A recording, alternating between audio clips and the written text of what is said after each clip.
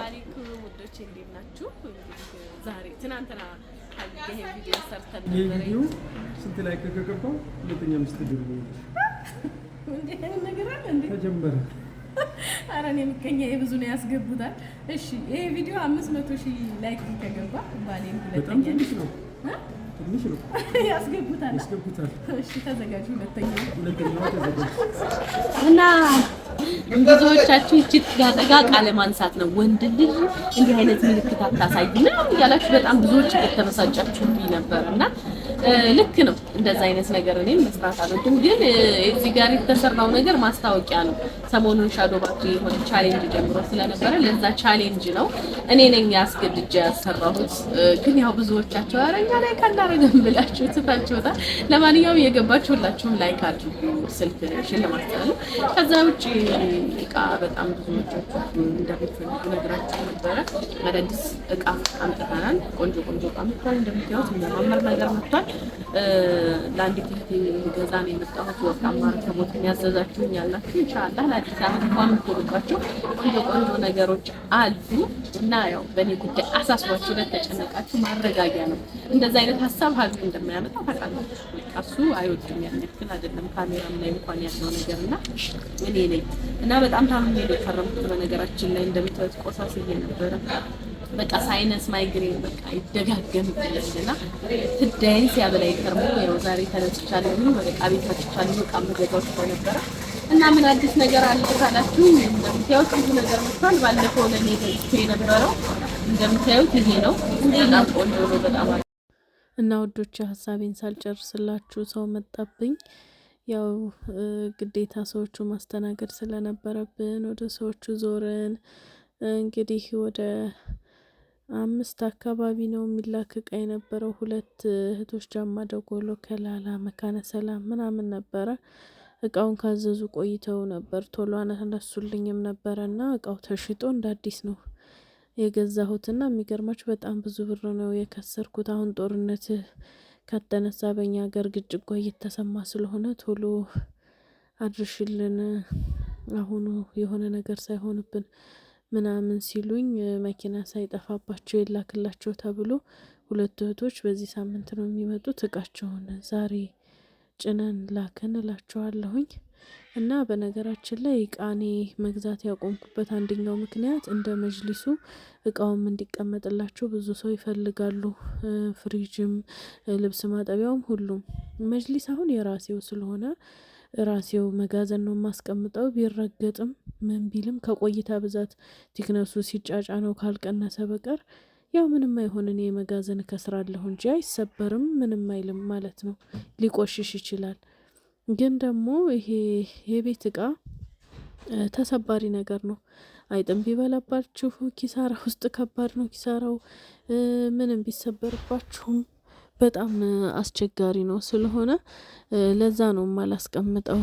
ሰዎቹን ደግሞ ባለቃ ቤቶቹን አኖሩልኝ ይቀመጥ ብትሏቸው ማንም ሰው ያስቀምጥላቸውም። ለምን ለራሳቸው እንደምታዩቸው የተሸጠውን ነገር አውጥተው አዲስ እቃ ማምጣት ነው የሚፈልጉት። እና ለዛ ነው በዛ ምክንያት እቃ ግዥ አቆሚያለሁ አሁን ላይ። በቃ ቶሎ ስለማይወስዱልኝ እኔ ጋር የሚመጡት በሙሉ ቶሎ የሚወስዱ አይደሉም። እኔም ተቆጥቼ መናገር አልችልም፣ እነሱም አይሰሙኝም። አሁን እነ መዲ ሁሉም እቃ የሚሸጡት ቶሎ ይወስዱላቸዋል። በየጊዜውም እየመጡ ይገዛሉ። እኔ 10 ሰው ከገዙኝ 10ሩ በስንት ጭቅጭቅ ነው የሚያነሱት። ወላሂ እኔ ምን አይነት እድል እንደሆነ እኔን አላቅም። እና ኤሌክትሮኒክስ ራሱ ብዙ ጊዜ አይወስዱልኝም። እና ኤሌክትሮኒክስ ቤቶችን ለምኜ ካስቀምጥኩላቸው ሰው ገባችሁ ንግድ ላይ ነው እና ያሳሳቸዋል። አሁን ለምሳሌ 50,000 የገዛሁት ፍሪጅ አሁን 65,000 70,000 ሲባል ያ ሰውዬ እተካዋለሁኝ ብሎ ቢሸጥብኝ እንዴት አድርጌ ነው መልሼ የምትተኩት? እርግጠኛ ነኝ አይተኩትም። ብርሽን ውሰጅ ነው የሚለው። እንደዛ ብዬ ደግሞ ብላቸው እኒህ ሰዎች በኋላ ይቀየማሉ። ስም ማጥፋት ደረጃ ይደረሳል። ግን እዛ ከሚሆን እቃ ካዘዛችሁኝ በተባለበት ሰዓት ወዲያውኑ ብትጭኑ እናንተም አትጉላሉ፣ እኔም ደግሞ ስራዬን ቶሎ ሰራ ነበር። እና በዛ ምክንያት እነዚህም ሰዎች እንግዲህ ይሄ እቃ ከታዘዘ 6 ወር ከዛ በላይ የሆነው እቃ ነው። አሁን ለራሳቸው ጉዳይ ሲሆን እንዴት እንዳጣደፉኝ አልኳችሁ። መቼም እዚሁ ኮሜንት ላይ ሲጽፉ ታገኟቸዋላችሁ። 6 ወር ሙሉ ኧረ ተው እቃችሁን ውሰዱ ስላቸው ነበር። ዛሬ ግን በቃ መኪና ሊዘጋ ይችላል ወደ ሀገር ወንድሜ እንደዚህ ያደርጋሉ ብሏል። ዛሬውኑ ብለው ነው አሯሩጦ ያስገዙኝና ይገርመኛል አንዳንድ ጊዜ። እኔ አሁን ዛሬ ባይመቸኝ ምን ሊሉ ነበር? ብራችንን ይዛ እቃ ታገዛለን ሊሉኝ ነበር። ብቻ አላቅም፣ ከባድ ነው ውዶቼና አላህ ያብጀው፣ አላህ ስነ ምግባራችንን ያማረ ያርግልን። ከባድ ነው እና እኔ ያው ቶሎ እንወስድልሻለን የምትሉ ሰዎች ካላችሁ የቤት እቃም ኤሌክትሮኒክስም መጅሊስም አልባሳትም እገዛላችኋለሁ። ግን ያው ለማስቀመጥ ቦታ የለኝም። ቶሎ የማጭኑት ከሆነ የተገዛ ቀን ቢያድር የተገዛ ቀን ተጭኖ ማደር አለበት። በቃ የትም ቦታ ቢሆን ማለት ነው። ለምን እኔ ከዚህ ሰዎቹ እቃ ቤቶቹ ሰጂ ስልም ከዛ ወስጄ እንደገና እኔ ሱቅ ወስጄ ከሱቄ ወደዛ ምልበት ራሱ የወዛደሩ ኪሳራ ነው። ወላሂ በጣም አስቸጋሪ ስለሆነ ለዛ ነው እንጂ ሰው መርጬ ምናምን አይደለም። ያው ብዙዎች ኮሜንት ላይ ሰው ትመርጫለሽ ምናምን ስለምትሉኝ ነው። በነገራችን ላይ የማንንም ቁጥር የማንንም ስልክ አላቅም። ማንን ለመምረጥ እንኳን የምታውቁት ሰው መሆን አለበት አይደል? ይሄ ኦንላይን ላይ ነው የምንተዋወቀው ሁላችንም።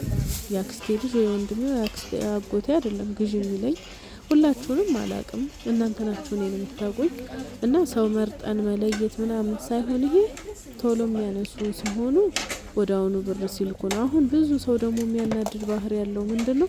እቃ ያስጠይቃችኋል፣ የዚህን ዋጋ ዝርዝር ምናምን ይላችኋል። ዝርዝር ከላካችሁላቸው በኋላ ይጠፋሉ።